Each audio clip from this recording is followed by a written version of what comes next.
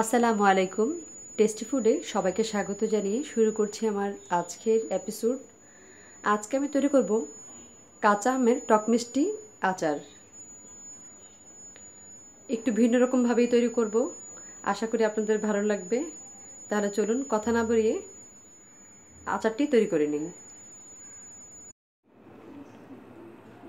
আমগুলো আমি কিউব করে কাটার পর 2 ঘন্টা ফ্যানের বাতাসে শুকিয়ে নিয়েছি। এতে করে আমের ভিতরে যেটা জুসি ভাব থাকে সেটা শুকিয়ে গেছে। আর যখন আমি রান্না করব এতে করে এটা খুব বেশি নরম হয়ে যাবে না। আর 15টার মতো নিয়েছি রসুন, এটা আমি ছোট করে কেটে নিয়েছি। আর নিয়েছি 3 টেবিল চামচ পাঁচফোড়ন, এটা আমি একটু ভেজে নিব, তারপর গুঁড়ো করে নিব।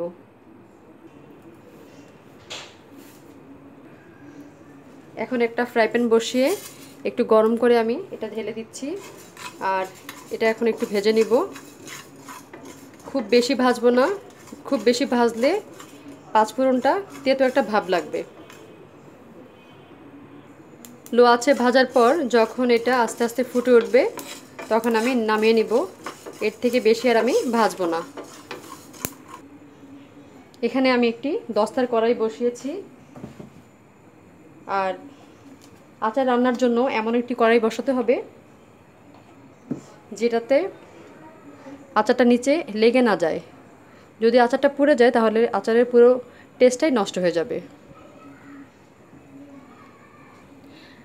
আচার রান্না করার সময় খুব যে বেশি তেল দিতে হয় তা কিন্তু না। দেখলেন আমি এখানে খুব অল্প পরিমাণে তেল দিলাম। এই তেলটা দিয়েই আমি আচারটা রান্না করব। প্রথমে আমি দিয়ে দিচ্ছি এখানে পাঁচফোড়ন, এখানে আছে 1.5 টেবিল চামচ।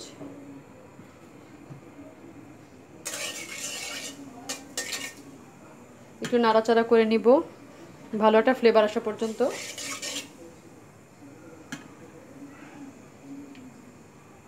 যখন সুন্দর একটা ফ্লেভার ছড়াবে তখন আমি দিয়ে দিব এখানে আদা রসুনের পেস্ট।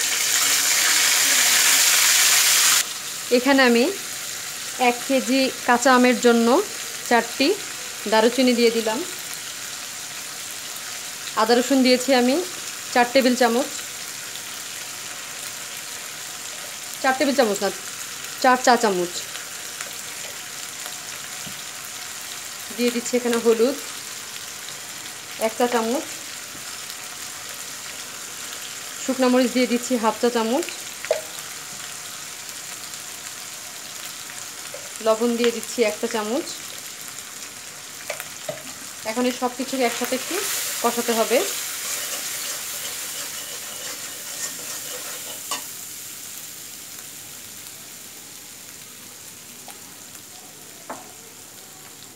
দিয়ে দিচ্ছি জিরা 1 চা চামচ। এখন এই সব কিছুকে একটু ভালোভাবে আমি কষাবো। খুব ভালোভাবে কষানোর দরকার নেই, এটা 1 মিনিটের মতো একটু কষানোর পর আমি এখানে আম দিয়ে দিচ্ছি। এখন আমের সাথে আমি সব কিছু এভাবে মিশিয়ে নিব। মিশিয়ে আমি এটা কিছুক্ষণ জাল করে নিব, 3 থেকে 4 মিনিটের মতো। চাইলে এখানে কেউ শুকনা মরিচ দিতে পারেন। শুকনো মরিচ দিলে ঝালের পরিমাণটা একটু বেশি হয়ে যাবে, যার কারণে আমি শুকনো মরিচ এখানে দেইনি, গুঁড়োটাই ব্যবহার করেছি। এখন আমি এর সাথে দিয়ে দিচ্ছি সরিষা বাটা।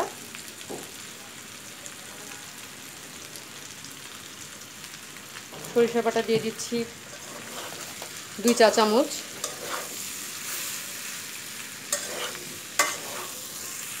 আরেক চামচ দিয়ে দিচ্ছি সরিষা বাটা। 1 কেজি আমের জন্য এখানে আমি 3 চা চামচ সরিষার বাটা দিয়ে দিলাম।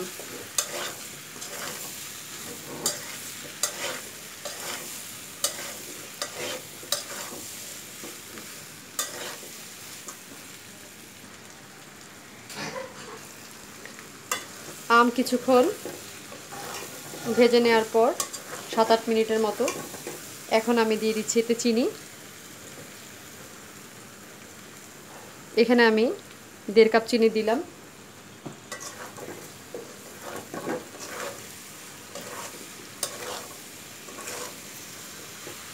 কাঁচা আমটা একটু টক টক বেশি, তাই আমি এখানে 1.5 কাপ চিনি দিয়ে দিলাম।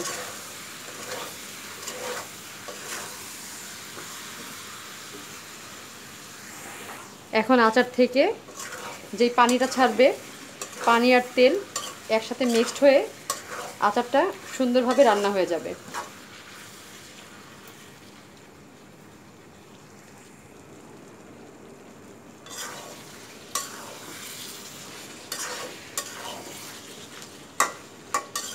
এই পর্যায়ে আমি দিয়ে দিব 5 ফোড়নের গুঁড়া। এটা আমি ব্লেন্ড করে নিয়েছি। এখন এই পুরোটাই আমি দিয়ে দিচ্ছি। আর এর সাথে দিয়ে দিব যে রসুনটা আমি কেটে নিয়েছিলাম সেটা।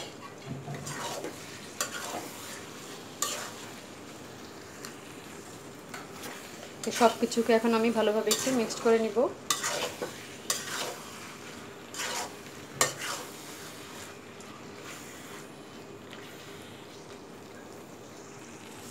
এখন আমি দিয়ে দিব 3টি তেজপাতা,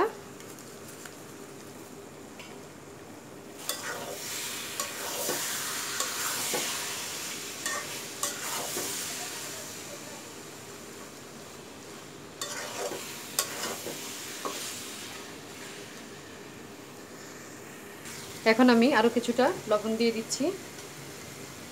যেহেতু টক মিষ্টি আমের আচার, তাই এখানে আমি আরও কিছুটা চিনি দিয়ে দিচ্ছি।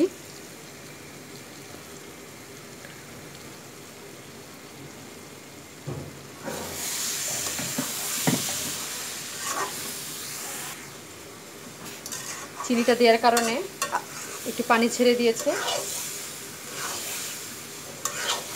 আর চুলার আঁচটা আমি এখন একদম কমিয়ে দিব। চিনি থেকে যে শিরাটা বের হবে, এটা দিয়েই আমের সুন্দর একটা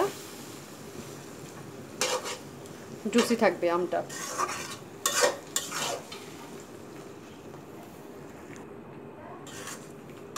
আচারটা আমার একেবারেই হয়ে গেছে। এখন এটা আমি নামিয়ে নিচ্ছি। আমটা ঠান্ডা হওয়া পর্যন্ত আমি অপেক্ষা করছি। আর ঠান্ডা হলে একটা জারে ভরে তারপর আপনাদের দেখাচ্ছি। তাহলে ঠান্ডা হওয়া পর্যন্ত অপেক্ষা করছি। আমের আচারটা পুরোপুরি ঠান্ডা হয়ে গেছে। এখন এটা আমি একটা কাচের বয়মে তুলে নিব।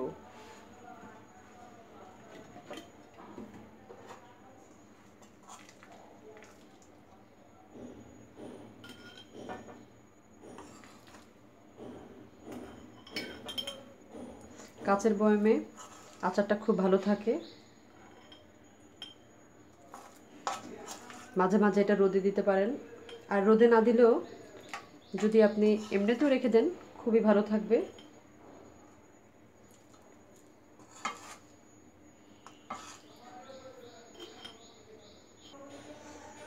আমি কখনোই আমার আচারগুলো রোদে দেই না। আসলে আমার একটু বিরক্তই লাগে, কিন্তু যদি একটু আপনি সবসময় খেয়াল করে আচারটা খান তাহলে মনে হয় নষ্ট হয় না। যেমন ঝুঁটা চামচ ব্যবহার করা যাবে না, তারপর হাত দিয়ে আচার তোলা যাবে না। এই জিনিসগুলো যদি বেঁচে চলেন, আপনার আচারটা এমনিতেই ভালো থাকবে। 1 বছর অন্তত কিছুই হবে না। আর যেহেতু আমি তেলটা কম দিয়েছি, এর উপরে আমি অল্প কিছুটা তেল দিয়ে দিব।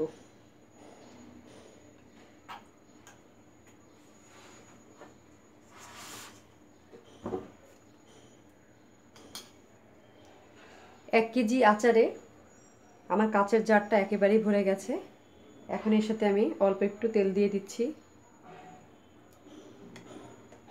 আমি যা যা দিয়েছি এভাবে আচারটা তৈরি করে খান, অবশ্যই ভালো লাগবে। আর আচারটা আপনি সংরক্ষণ করতে পারবেন 1 থেকে 1.5 বছর, যদি আমি যেভাবে বলেছি সেই নিয়মগুলি মেনে চলেন। তৈরি হয়ে গেল মজাদার আমের টক মিষ্টি আচার। যদি ভালো লাগে তাহলে আপনিও ট্রাই করুন। সে পর্যন্ত সবাই ভালো থাকবেন, সুস্থ থাকবেন। আল্লাহ হাফেজ।